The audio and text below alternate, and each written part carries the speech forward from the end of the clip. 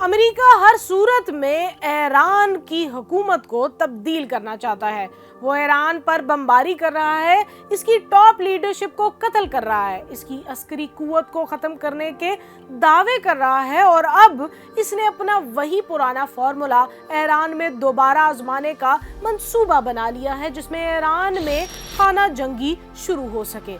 اور اس دفعہ امریکہ کا مہرہ بنیں گے کرد رہنما، کرد باغی، جو عراق میں موجود ہیں اور طویل عرصہ خاموش رہنے کے بعد امریکہ کی ایما پر پھر سے سرگرم ہو چکے ہیں۔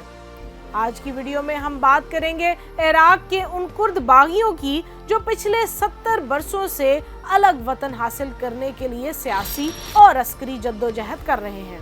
عراق کی سرحد کے قریب پہاڑوں میں مقیم ہزاروں کرد جنگجوؤں میں بڑی تعداد خواتین کی بھی ہے۔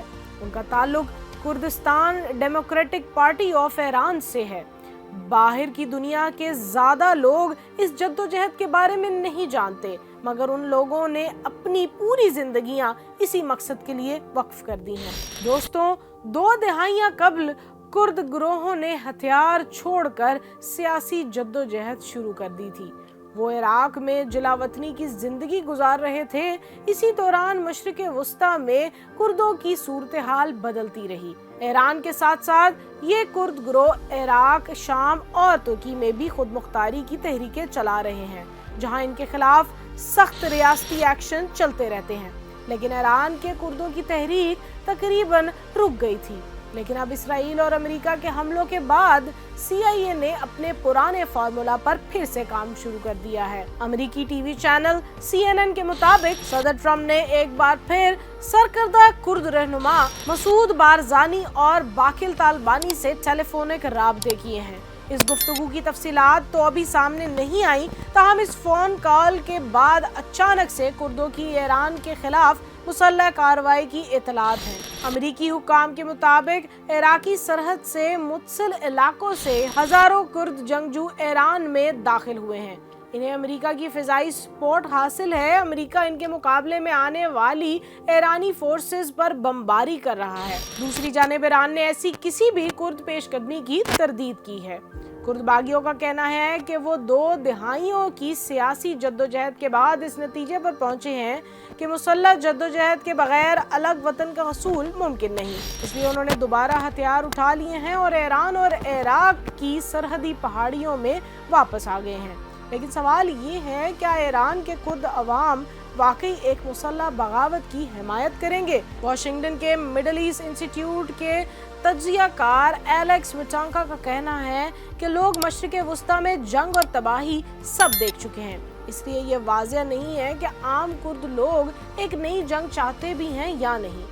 ایران میں کردوں کی آزادی یا خود مختاری کی جدوجہد نئی نہیں۔ 1946 میں انہوں نے ایک آزاد ریاست قائم کی جسے مہابادر ریپبلک کا نام دیا گیا، لیکن یہ ریاست صرف 1 برس چل سکی کیونکہ اس کے سرپرست سوویت یونین نے اپنی حمایت واپس لے لی۔ یہ تاریخ میں واحد موقع تھا جب کردوں نے اپنی آزاد ریاست قائم کی۔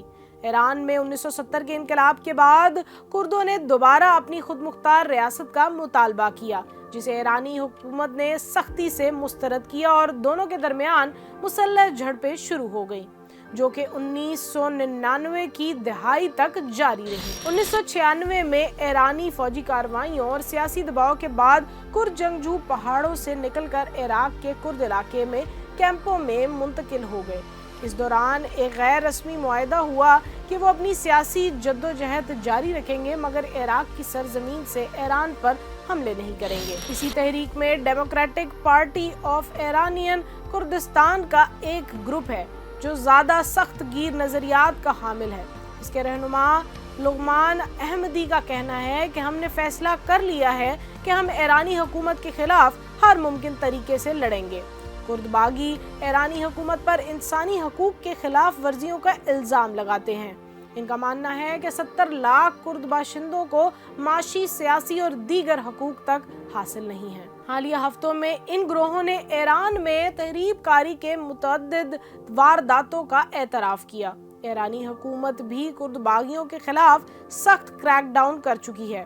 حالیہ 12 روزہ جنگ کے بعد ایران نے کئی کرد رہنماؤں کو اسرائیل کی حمایت کے الزام میں फांसियां दी और इन्हें सजाएं सुनाई। 2015 में ईरान ने 17 कुर्द सियासी कैदियों को फांसी दी, लेकिन यहाँ ये बात भी गौरतलब है कि तमाम कुर्द मुसल्लह जद्दोजहद के हामी नहीं, वो सियासी जद्दोजहद के जरिए अलग वतन के हसूल के हामी हैं। इराक की कुर्दिस्तान रीजनल गवर्नमेंट भी इस सूरत हाल पर परेशान है।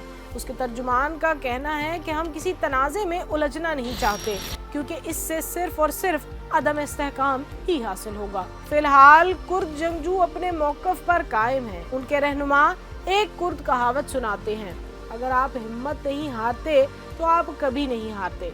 मगर असल सवाल अब भी बाकी है, क्या ईरान के कुर्द वाकई एक नई बगावत के लिए तैयार हैं? क्या ये जद्दोजहद अभी भी पहाड़ों तक महदूद रहेगी? क्या ईरान एक नया महाज खोल सकता है? और अगर कुर्द रियासत बन गई तो क्या इसकी बका मुमकिन होगी? क्या अमेरिका हमेशा उसकी पुश्त पनाही जारी रखेगा? आपको क्या लगता है? कमेंट सेक्शन में अपनी कीमती राय का इजहार जरूर कीजिएगा